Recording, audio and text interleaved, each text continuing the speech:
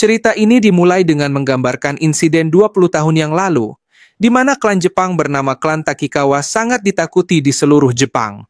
Saat itu, klan Takikawa sedang mengadakan pesta ulang tahun untuk putri kecil mereka. Tiba-tiba, salah satu kelompok musuh menyerang tempat tersebut secara brutal dan membunuh semua anggota klan Takikawa.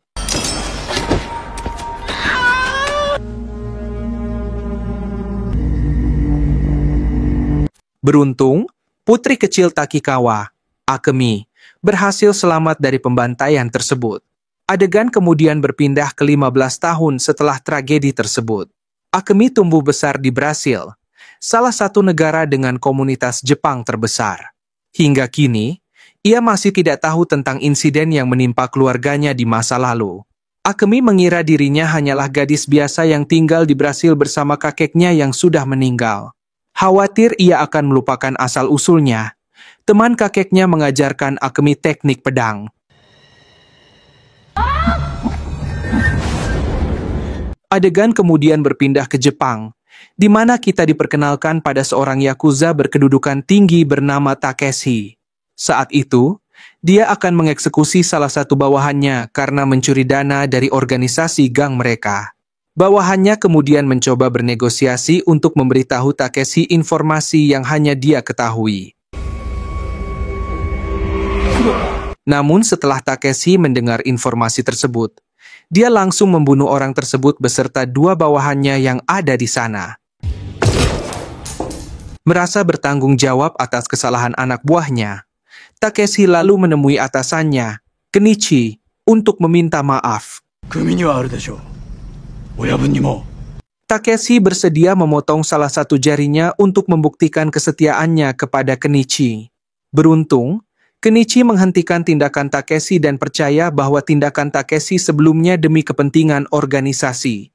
Namun tidak dengan Kojiro, tangan kanan Kenichi, yang sejak awal tidak menyukai Takeshi. Karena dia tahu bahwa Takeshi adalah anggota Yakuza dari klan Takikawa. Adegan kemudian berpindah kembali ke Brasil. Kita diperlihatkan seorang pria bernama Ronin yang baru saja bangun dan tidak ingat apa yang terjadi padanya. Semua dokter yang merawatnya di rumah sakit juga tidak dapat menemukan identitas pasien tersebut. Dokter kemudian menghubungi polisi, berharap hal itu dapat membantu mereka menemukan identitas pria tersebut. Namun Ronin, yang tidak ingin merepotkan orang di sekitarnya, memutuskan untuk meninggalkan rumah sakit. Sebelum meninggalkan rumah sakit, Ronin menyempatkan diri untuk mengambil pedang katana yang dibawa polisi, dan dia berharap dengan melakukannya, dia bisa menemukan jawaban tentang siapa dirinya sebenarnya. Sementara itu, Akemi membuat tanda klannya sebagai tato. Dan setelah itu, dia pergi menemui temannya di klub malam. Di tempat itu, Akemi harus terlibat dalam perkelahian karena seorang pria mencoba mengganggunya. Karena perbuatannya, Akemi hampir ditangkap oleh polisi. Sementara itu, Ronin pergi ke toko antik untuk mencari tahu siapa pemilik pedang katana yang dia bawa. Dia akhirnya mendapatkan alamat yang mengarah ke tempat yang ternyata adalah rumah Akemi. Pada saat yang sama, Akemi baru saja pulang ke rumah, dan tiba-tiba dia diserang oleh orang-orang dari klub malam yang ingin membalas dendam pada Akemi. Dalam keadaan terdesak dan tak berdaya, Akemi berusaha melawan mereka semua dengan sekuat tenaga. Namun usahanya gagal karena Akemi sendirian sementara lawannya berjumlah 3 orang. Beruntung, Ronin yang berada di rumahnya segera membantu Akemi.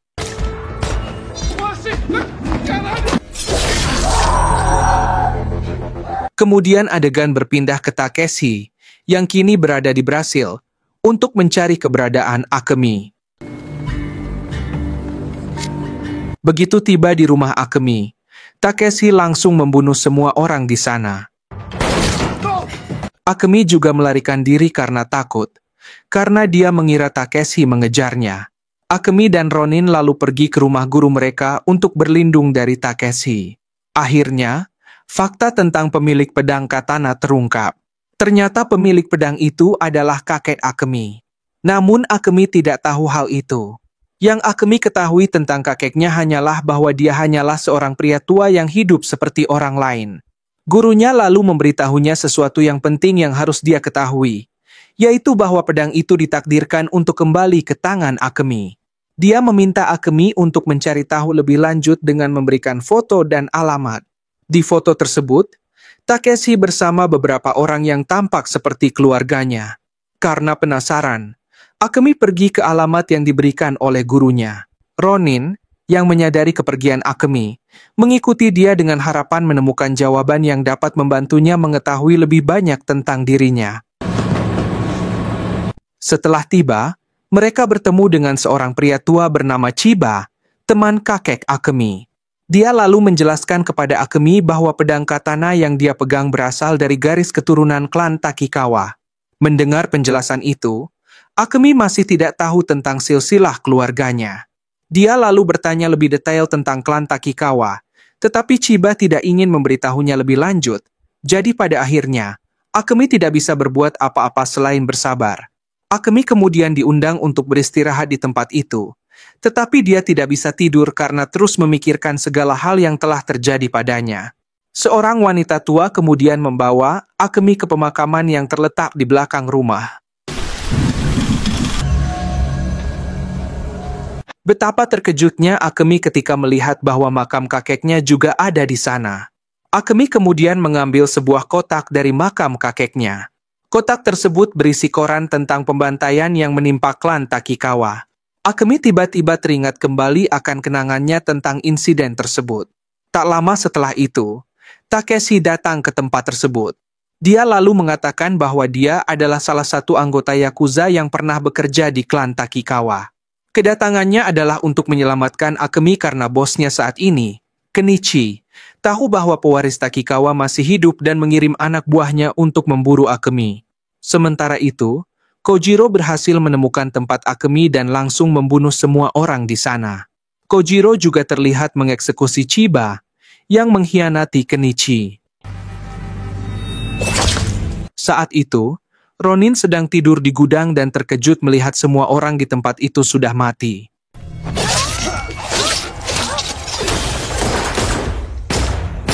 Dalam keadaan darurat, Akemi dan Takeshi berusaha meninggalkan tempat itu karena mereka kalah jumlah dan pasti akan kewalahan jika harus menghadapi anak buah Kojiro.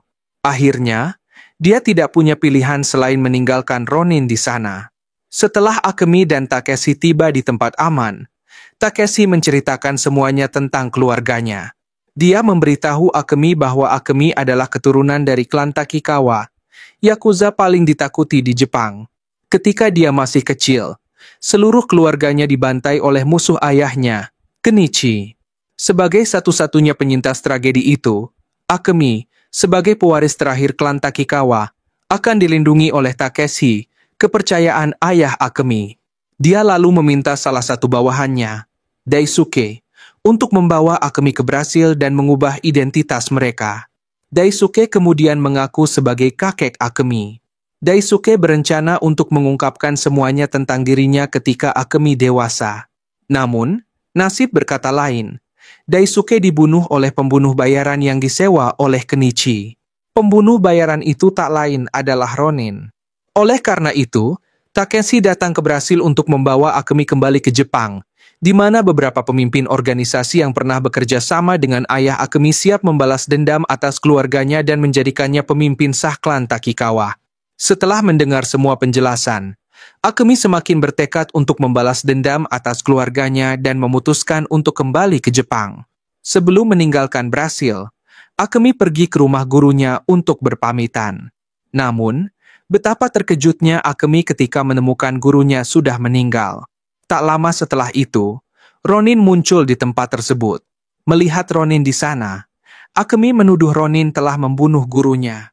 Namun, Ronin membantahnya dan menyatakan bahwa dia tidak ingat apa-apa. Terbutakan oleh rasa dendamnya, Akemi tidak percaya pada alasan Ronin, terutama ketika dia tahu bahwa Ronin adalah pembunuh yang telah membunuh kakeknya. A hitman.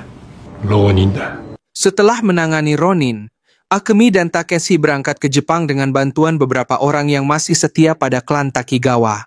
Keduanya lalu bergegas ke tempat penjemputan helikopter. Tapi mereka dikhianati. Mereka mengira orang-orang itu masih setia pada klan Takigawa, tapi mereka justru ingin membunuh Akemi dan Takeshi. Menggunakan pedang katananya, Akemi berhasil membunuh semua anak buah Kenichi.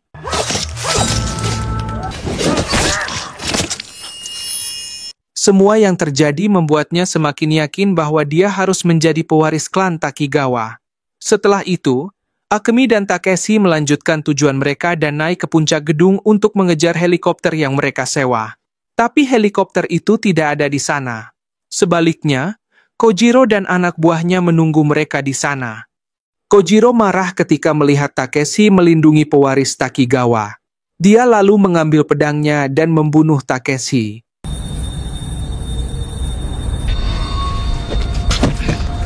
Ronin tiba-tiba muncul dan segera membantu Akemi.